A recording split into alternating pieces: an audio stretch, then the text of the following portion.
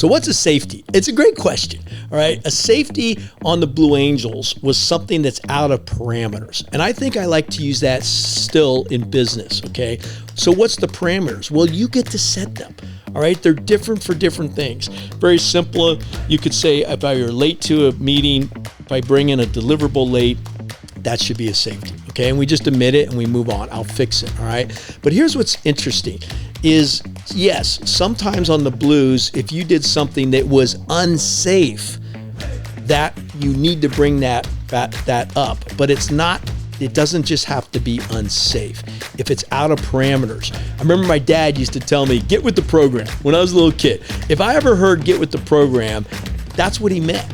He meant there was guardrails, and believe me, as a kid, I had his ability to go left or right. But once I got out of those parameters, that was a safety, and it was get with the program. And the same thing in our work, same thing in our life. Now, here's what's interesting. That's a safety. And you as a company, you as a team get to define when you're in and out of parameters. Clarity matters on that. But it doesn't mean you have to have a safety to get better. You see, inside those parameters, we call it a discrepancy on the Blue Angels. And that came later on. You know, the Blues are always reinventing themselves. We're always getting better.